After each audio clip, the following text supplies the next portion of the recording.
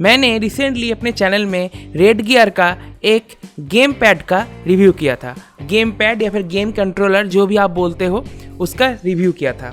तो इस रिव्यू करने के बाद मेरे दिमाग में ये ख्याल आया, क्या ये गेम कंट्रोलर हम अपने एंड्रॉयड मोबाइल पे लगा के गेम्स को खेल सकते हैं? तो चलिए देखते हैं क्या ऐसा पॉसिबल है या फिर नहीं है।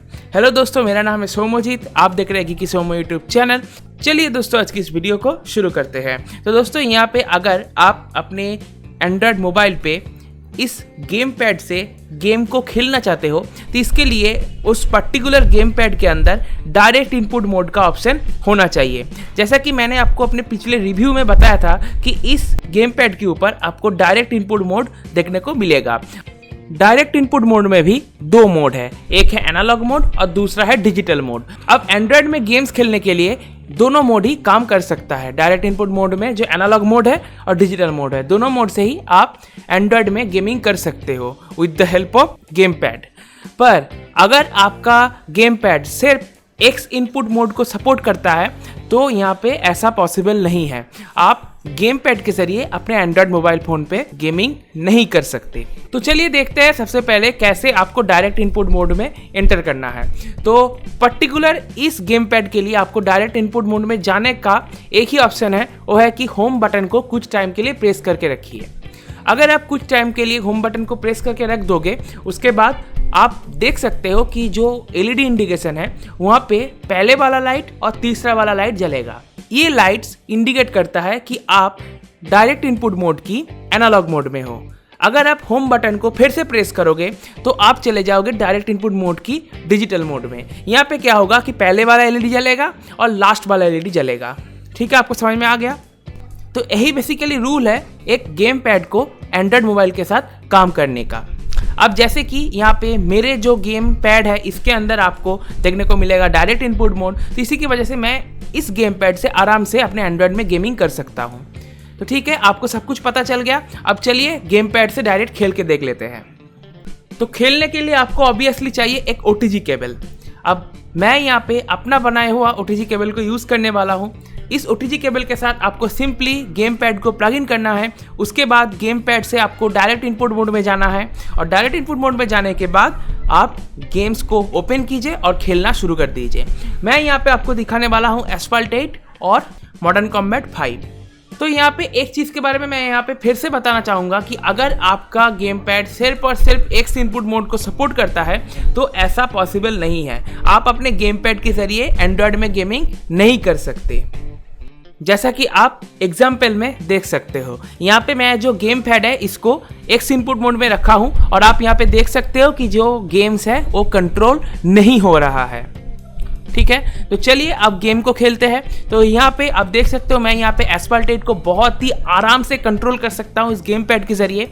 इतना अच्छा कंट्रोल तो मैं अपने मोबाइल फ़ोन से भी नहीं कर सकता टच को यूज़ करके। तो ये एक बेनिफिट है, आप अगर गेम पैड परचेस करोगे तो आप आराम से गेमिंग कर सकते हो और आपको ऐसा फील होगा कि आप एक गेमिंग कंसोल में गेम खेल रहे हो। हाँ, यहाँ पे स्क्रीन थोड़ा सा छोटा है, ये मैं मान लेता हूँ, पर आपको ऐसा फील होगा। अब मॉडर्न कॉम्बैट 5 की तरफ बढ़ते हैं। मॉडर्न कॉम्बैट 5 भी बहुत ही अच्छी तरह से कंट्रोल होता है। तो यहाँ पे मैं एक चीज़ आपको बता देना चाहूँगा कि मॉडर्न कॉम्बैट 5 में इसको खेलने के लिए आपको बहुत ज़्यादा प्रैक्टिस करना पड़ेगा, क्योंकि यहाँ पे ये जो गेम पैड है ये अगर आप नए हो गेम पैड के ऊपर तो आपको थोड़ा सा मुश्किल हो सकता है। ठीक है, अब बात करते हैं एक और पॉइंट की, जो कि है यहाँ पे जो गेम्स है, ये गेम्स आपको जिस तरह से की मैपिंग दे रहा है, मतलब कौन सा बटन किस काम के लिए है, ये ढंग से काम नहीं कर रहा है। पर्टिकुलर मेरे गेम पैड के साथ, यहाँ पर मुझे नहीं पता किस गेम पैड में क्या होने वाला है, पर पर्टिकुलर इस गेम पैड में जिस तरह से यहाँ पे गेम मुझे की मैपिंग बता रहा है उस तरह से काम नहीं कर रहा है। मैंने यहाँ पे खुद से ढूंढा है कि कौन सा की क्या काम करता है। ठीक है, तो आपको ये चीज़ थोड़ा सा ध्यान रखना पड़ेगा, आपको खुद से भी ढूंढने की ज़रूरत पड़ सकता है, क्योंकि हर एक गेम पैड अलग अलग डिज़ाइन से बनाया जाता है, अलग अलग चिप होता है, उसमें अलग अलग माइक्रो कंट्रोलर होने की वजह से यहाँ पे हर एक गेम पैड अलग तरीके से परफॉर्म करता है। तो ये चीज़ आपको थोड़ा सा ध्यान में रखना होगा, आपको खुद से भी ढूंढने की ज़रूरत पड़ सकता है। जैसे कि मैंने खुद से ढूंढा है कि यहाँ पे एस्फाल्ट 8 के लिए कौन सा है, मतलब एस्फाल्ट 8 खेलने के लिए कौन सा बटन किस तरह से काम कर रहा है, ये मैंने खुद ढूंढा है। तो ये चीज़ शायद आपको करने की ज़रूरत पड़ सकता है।